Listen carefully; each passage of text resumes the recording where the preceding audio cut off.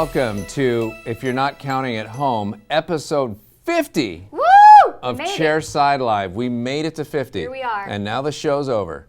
What? No. Yeah, we only got signed for 50 episodes. This is it. This is a very special Chairside Live. This could be a farewell episode where, I don't know, something really tragic happens, like a fire breaks out, and it's a cliffhanger. Keep people around to episode 51? No? Just do a straightforward one? Yeah, I think so. And maybe we should toast. All right, I will toast you with my mug full of frothy air. Ooh. Because I didn't have time to fill it up. I didn't feel comfortable drinking coffee with formal wear on. Right, it's a little bit, you gotta be careful. Right, people think we're going to prom, but... Looks a little bit like it. Where's your boutonniere? I know, I didn't get one. I didn't get you the wrist corsage either. But the good news is we won't have a fight halfway through and you'll be taking a taxi home as I go to a cheap hotel room with my friends. That wasn't me, that was a good friend of mine in high school. I would know nothing about that. So we've got a great show for you today. We've got an interesting case of the week, befitting our 50th episode. We're dedicating our case of the week to BruxZir, a product that has really changed the indirect restorative market, I think for good. And one of the things that we used to be able to do with a PFM bridge was a telescopic coping when we had a bridge preparation where we didn't have a good path of draw, typically because of the fact that the molar, the distal abutment, was tilted too far to the mesial.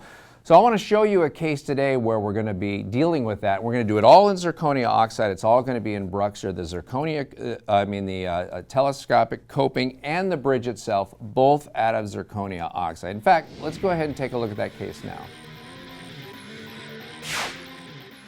I was walking through the biotemps department the other day, and actually I found a case that was not biotemps. Yes, they make all the biotemps for us and for themselves, but the biotemps department, or BDL as you may know them, also makes permanent restorations too. And so I had an opportunity to see this impression. It caught my eye because of its tricolor nature. We have the blue, the red, and the green on there. And this is for a bridge, a 4-unit bridge that goes back to a wisdom tooth, which is always going to be a tricky prep. This is from 29 to 32. And I'm still a little interested by the 3 colors of impression material and how, if that's an everyday technique for this doctor or not, but I'm going to give him big props, first of all, for using a full arch tray for a bridge. As you know, that's one of the things we see around here that I find absolutely frustrating, and so do our technicians, but this is awesome. We've got our full arch tray. You can see it fits. You can see everything's right down the middle. Nothing's been impinged on, so a great start to the case from the fact that we've actually used a full arch tray for this bridge, and we've got a lot of occlusal surfaces here, prepped and unprepped, to be able to get the excursions on this bridge correct. So let's take a look at the models, and the first thing that kind of jumps out is that we had some draw issues. Like if we zoom in on this and try to take a look, we're going to notice that it's pretty difficult to see the mesial aspect of that molar of tooth number 32 at the same time as 29. And if we tilt it to see 32, now the distal of 29 disappears, and so you can see that black mark that we have on the mesial of 32. We have a couple black marks there. This is for a reduction coping. In fact, I grabbed this case from the technician, and they were just starting to make the reduction coping. It's going to be a metal reduction coping. They still prefer metal coping. Some of our departments here will give you a thermoformed coping, but I like the metal ones too, although I'm fine with the thermoformed ones, but I really do like reduction copings. If you're not using a depth cut based system, like that reverse prep technique that I like, where you know you're going to put a 1.5 or a 2 millimeter hole here and then drill until you can't see it anymore. Oftentimes we are guessing a little bit at how much we've reduced, and we may not have reduced enough. And this is just such a great way to be able to take a metal coping, slide it on here. There'll be 2 holes, a hole here and a hole here, and there'll be a hole for that mesial spot as well. And then you just grind the tooth away. It's fantastic. I mean, why not? Why not get it right? And then you're going to have a crown that's going to drop right into place. I've been spending the last 5 years trying to think of a way to have a reduction coping that goes onto a virgin tooth. You know, let's say we were going to prep this tooth. It'd be nice to have some sort of reduction coping we could put on and then prep around it until we hit the metal and say we're done. Put another one on, we're done. Put an occlusal one on and prep the occlusal. Okay, we're done.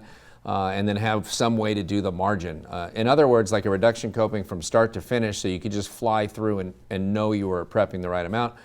So far, we have no way of doing that, and so that reverse prep technique based on the known depth cuts is the closest thing that I've been able to come up with, but hopefully there's going to be some way, short of a CAD/CAM machine replacing the dentist, to be able to do it. So what I wanted to point out to you that was interesting on this case was that because we don't have draw there, we can do a technique that we used to do all the time in metal, but we can now do in zirconia, and that's going to be our telescopic coping. And we can do this in BruxZir, and as I lift and turn this over, you'll see that it's a zirconia oxide telescopic coping. And that's going to correct the draw for us as we need to change the angle on that wisdom tooth, change the draw there to be able to get over, let me make sure that's down, to get over to our bicuspid.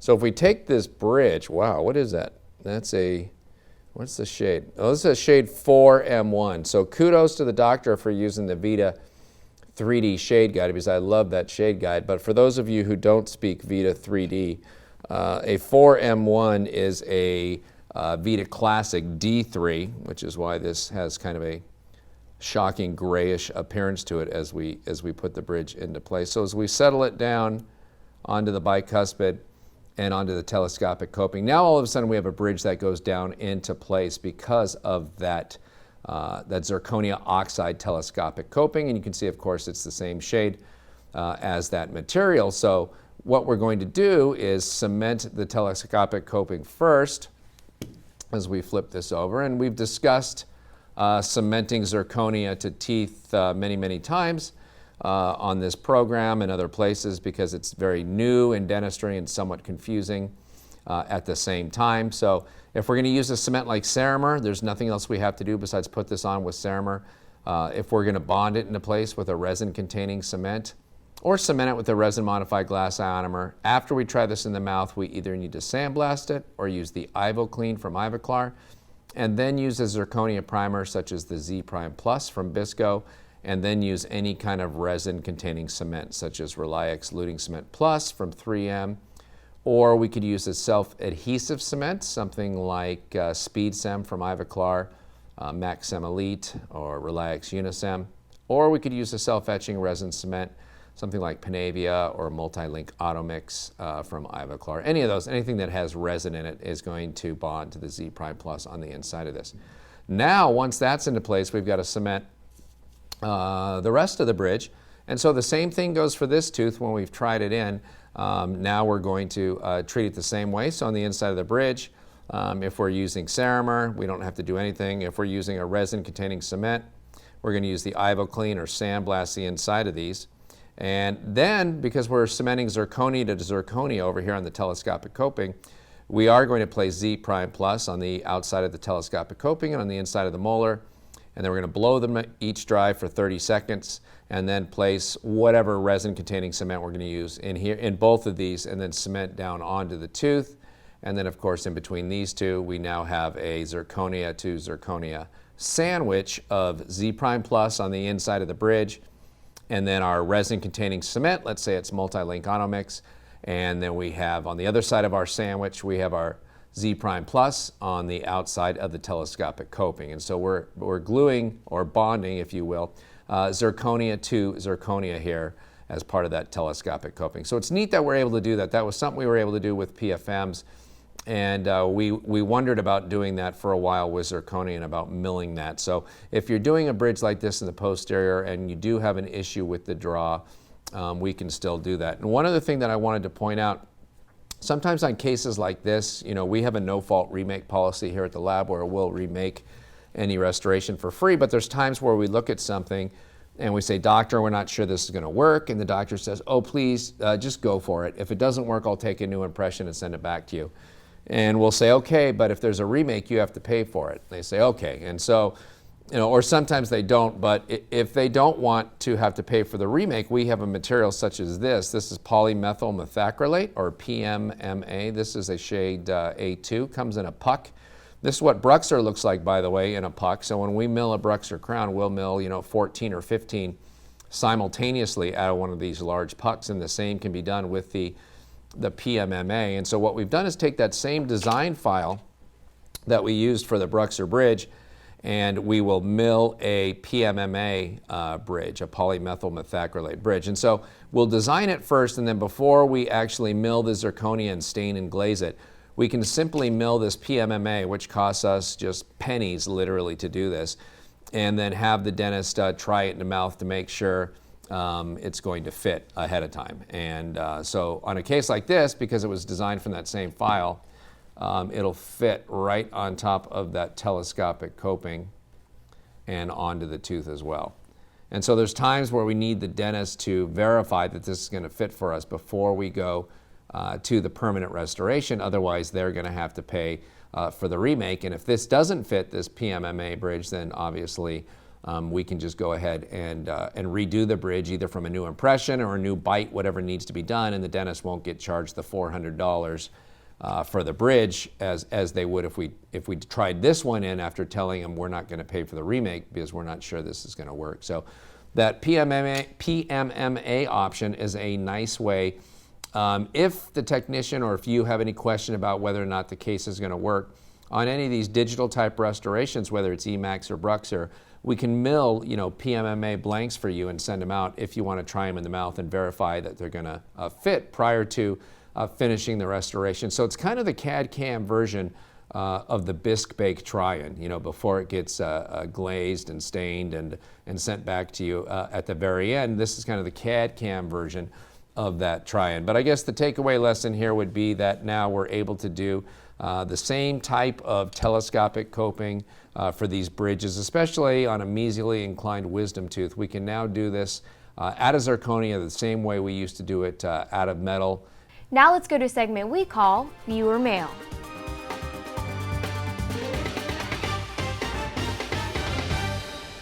This week's viewer mail comes to us from Dr. Bradley Miller, and he writes, "Dear Dr. D, I'm a huge fan of Chairside Live and watch every week. Thank you very much. I feel it is just the right mix of dental information and entertainment. Infotainment, if you will. Kind of like that. That said, I'm a big believer in your reverse preparation crown and bridge technique, and after buying your Axis Burr block kit, it has changed the way I prep teeth forever, with one exception. I find those stubborn little mandibular anterior teeth to be the hardest teeth in the mouth to prep. Do you have any tips on adequate prep and temp techniques on those tiny little teeth like number 24 and 25? Thank you." Oh, wow. Good question, Brad. Yeah, I hate prepping lower anterior teeth. I'd rather not do it. In fact, I can remember several times just prepping those teeth and then and going out of the room, packing some cord, or my assistant would pack the cord, which they can do in California. We'd put the compra caps over it. And I'd come back 8 to 10 minutes later and we'd take out the compra caps and get ready to take the impression, and it would scare the hell out of me when I would look down and see what used to be, teeth 24, 25, 26, 27, because now we took off the compra caps and I was looking down at 4 little grains of rice looking up at me. And it was terrifying to see these tiny little preps, and we'd put the impression in, and it would take 5 minutes to set, which would give me 5 minutes to pray that when I pull the impression out, all 4 of those teeth wouldn't be inside the impression because they were going to snap off. And I was very happy when I thought, I think I can stop prepping these teeth for full crowns. And so when Emax came out and I started doing Emax veneers, I basically said I'm just going to do nothing but veneers, like Emax veneers, on these teeth. I really would have to have a compelling reason to do a full crown on those teeth. And so far I've kept pretty good on that promise and just done Emax veneers on those teeth for the most part, with wrapping the incisal edge too, but not necessarily breaking through the contacts. BruxZir, coming out in 2009, changed that a little bit because now I can do a really minimal preparation on those teeth and not have to reduce nearly as much as we did before. So something like the reverse preparation technique, which is a universal technique, but for something like that, for those lower anterior teeth, the burrs are really just kind of oversized, with one exception, that like the 856-016 burr could still be used. And so really the concept that I've had with BruxZir is, how can we use this as a minimally invasive crown? We've got minimally invasive veneers, and for a minimally invasive crown, the least we take off from the tooth, the better. And so in the case of those lower anterior teeth, there's really no reason to go in with the round burr and make that cut. Yes, it gives us a great margin and adequate gingival reduction, but that's for an area where a crown is going to need to be aesthetic, or we needed that thick for strength on a lower anterior tooth, where even on a 90 or 100-year-old patient, no one's going to ever see that gingival third of those lower anterior teeth. I'm just using a feather edge margin. I mean, I don't need to use that round burr. I don't need to take any more off than I absolutely have to. So for me, there is no reason to kind of use that reverse prep technique there. And I'm going to kind of freestyle a little bit more. Probably I'm going to take from that kit that you talked about from Axis, the 0.6 millimeter depth cutter, and I'm going to use that to place some depth cuts on the facial surface of the tooth itself. And I know you've seen that since you've got the kit, but that 0.6 millimeter depth cutter is barely, I don't know if you can, you can't see that obviously. I can barely see it and I'm 4 inches away from it. It's just not a lot of reduction, and the ability to use that burr on the facial surface and then just reduce that 0.6 millimeters there, you know you're not going to see those teeth shrunk down the way it would be when we were prepping those for PFM crowns. And then of course I'm going to use the 856-016 burr, the thinner of the two chamfer burrs, to kind of connect that depth cut. And you can go ahead and reduce. Again, you don't need to reduce the incisal edge more than 1 millimeter. You could do 6/10 if you wanted, if you're going to wrap over the incisal edge with that. But if you're not going to or don't need to, you certainly don't have to. So I will take that prep, reduce it 0.6 millimeter on the facial surface. I'm just going to go with a feather edge margin there. And if I am going to do a full crown, then I break the contacts and do the same thing on the lingual. Obviously, we don't need much more reduction than 0.6 of a millimeter on the lingual. If that, you know, because even if that gets a little bit bulky, the patient's tongue will probably adapt to that. And so we'll do 1 millimeter of reduction on the incisal edge and then just barely break through the contacts with that 856-016, and we're reduced 0.6 on the facial and 0.6 to 1 millimeter on the incisal edge. And hopefully we're not just doing one crown. If we are just doing one crown, then the temporary, you know, you just have to pray, because the bisacryl is going to be very, very thin, but hopefully it's 0.6 of a millimeter. If it comes off, it's not going to be really sensitive. If we're doing all 4 of those teeth, then we'll just splint them together in hopes they stay in place. But that type of restoration, those lower anterior crowns, is one of the times where you go, boy, I wish I had a CEREC unit so I wouldn't have to do a temporary. I could do a same-day restoration.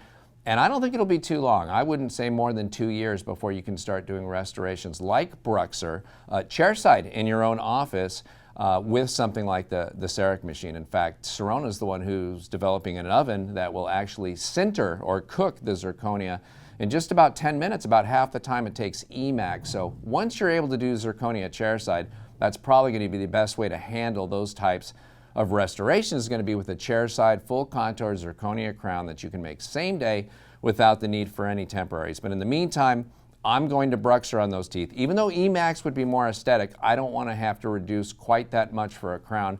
So I'm going to go with BruxZir, even though we're up in the anterior, and I'm going to use a feather edge margin and then 0.6 millimeter minimal reduction, and really do a minimally invasive crown and have something that'll still be strong enough to last in that area without having to mutilate those poor little lower anterior teeth. So great question. Glad you're thinking about every situation, every possible situation that could happen, like those crazy little lower front teeth. And Megan, what does he win for being the 50th anniversary letter of the week? It's big. Are you ready? I am. Okay. Da-da! Really? Yes. Are we going to dip it in gold-plated or something for him? Possibly, but also this is not the only thing that he wins. Brad, get ready, because it's about to get good. He also gets the autographed photo of you and I, which we can autograph right here, right now, real time. Feels like it should be a special 50th anniversary one. With you in that dress. I feel like we should get a picture of We should. Actually, that you know, maybe after and we to finish the show today, we should take a picture and let that be it. Where's that dress from? A store called Arden B. No, I mean, why'd you get it? Was it for this? No. I got it a while ago for actually the Glidewell Company Christmas party 2 years ago. Ah, I thought it looked, 2 years ago? Yeah. Oh, maybe I don't remember it then. I thought it looked vaguely familiar. Yep.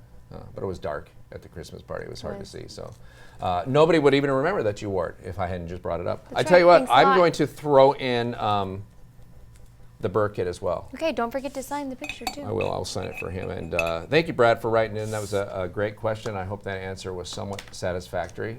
If not, feel free to drop me an email, and we can go over it in some more detail. All right. Very good. Got any news? Yes. If you had your choice, would you rather fix your body or your smile? According to research by the American Academy of Cosmetic Dentistry, the most popular answer is fixing one's smile. Apparently, consumers would pay to get their teeth fixed before they would pay for weight loss help. A recent poll revealed that 80% of American adults would spend money to hide or correct aging flaws. Of that 80%, 62% said they would pay to fix the quality of their teeth, compared to the 48% who said they would invest in weight loss help. These findings are not surprising when you consider the fact that nearly half of all Americans think a person's smile can defy aging's effects. So, some pretty good news out there for all the cosmetic dentists. Well, that probably is good news for cosmetic dentists, whatever that means. There's really no such thing as cosmetic dentists. Every dentist does cosmetic stuff. You know, there's no specialty for it. It's one of those terms that's kind of a little weird. It's like saying family dentist. I mean, everybody's a family dentist. Nobody specializes in bastards and orphans. But I look at this story and I go, it seems like America's, I don't know, like the compass is a little bit off if it's more important to the average American to have a nice smile than it is to have a healthy body. Right, and it was disappointing to me because I think that we just don't value our health. Okay, for the most part, there's a lot of people, millions of Americans who don't value their health and don't take the necessary action steps to be able to get healthy and stay healthy and prevent disease and everything. And so it's disappointing that, you know, more people would choose a smile instead of, you know, their own physical health that will help them live longer and enjoy life. You know, it's going to be hard to enjoy life when you're dead. You know what I mean? You can't enjoy things. You can't enjoy a new smile when you croak over from a heart attack. So I think that it's a little bit disappointing. Yeah, and if you're obese or morbidly obese, and I don't mean like chubby or fat, I mean by the actual definitions, by the BMI definitions, and you're having health issues, it seems like that would be, you know, the weight loss and getting healthy would be more important than let's get you some Crest white strips and let's whiten up those teeth first, and then we'll get on to the congestive heart failure and the diabetes and some of the other issues. So I get where they're coming from with this, but I'd like to think of it all kind of being put together, you know, because I think you can't really have somebody unhealthy but this really healthy looking smile and go, oh, that's fine, any more than if I was sitting here talking to you and I look at you and I go, oh, she's a nice looking woman, then you smile and you've got decay between all your teeth and everybody's neck kind of snaps back because you go, oh, that's the same kind of disconnect between those things. So I don't know. I guess it's not that big of a deal. But I guess I would have liked to see the American public say they're equally as important, or the health is more important, and then we'll get the smile, and then the manicure, you know, and then whatever else. Sure. All right. Anything else? Yes. Pollsters in the UK have voted that Kate Middleton, the Duchess of Cambridge, has the best teeth in the UK.